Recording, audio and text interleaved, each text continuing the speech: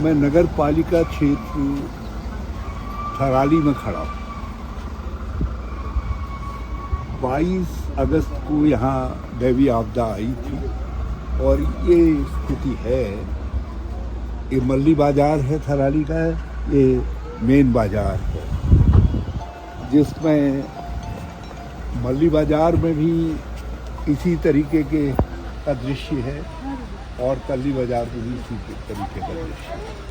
आगे की तरफ भी लगभग इसी तरीके की स्थितियां हैं और ये पूरा इलाका मध्य जो हमारा मेन बाजार है थराली का, इसका और मल्ली बाजार के बीच का हिस्सा भी और ऊपर का हिस्सा भी, इसके अलावा जो सामने का क्षेत्र है हमारा, वो क्षेत्र भी धंस रहा है। ये धसाव की प्रॉब्लम जिस तरीके की जोशीमठ में भर करके सामने आई है, लगभग वही स्थिति थराली में भी है।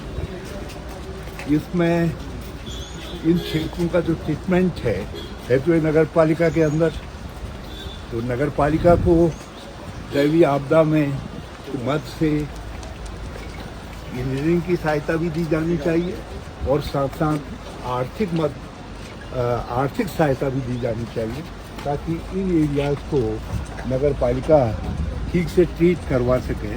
और वो सामने की तरफ देखिए, जब वहाँ डालो उन एरियाज को जिसके नीचे घनी आबादी है, इसको यदि बचाना है तो इस पूरे एरिया का ट्रीटमेंट आवश्यक है।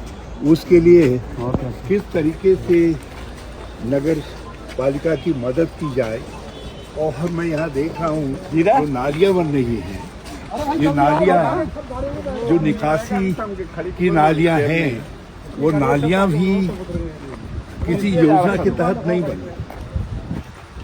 पानी की निकासी का कोई प्रबंध नहीं। यदि थराली को धंसने से बचाना है तो थराली के अंदर पानी की निकासी का प्रबंध करना भी बहुत आवश्यक है, जिस काम को आज की सरकार को देखना चाहिए। और मैं आज 8 महीने बाद आया हूँ यहाँ। इस पड़ताल इस आशा से आया कि शायद कुछ ऐसे मॉडल बनाए जा रहे होंगे जिससे हम ये समझें कि भविष्य के लिए जो आपदाएं किसी क्षेत्र में आएंगी तो वहाँ आपदा प्रबंधन के तहत उन क्षेत्रों को ट्रीटमेंट किया जा सके, उन क्षेत्रों को सुव्यवस्थित कर उन क्षेत्रों को फिर से सुगठित किया जा सके।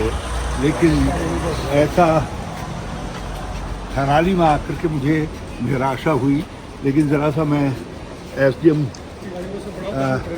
कोर्ट और वहाँ के हिस्से को भी देखना चाहूँगा यहाँ के बाद। और ये हिस्सा तो चिंताजनक है ही है। इसके अलावा यहाँ पिंडर से जो कटान हो रहा है,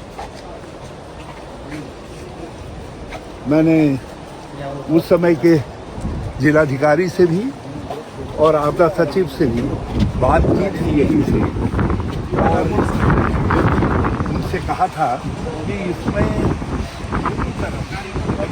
प्रोटेक्शन का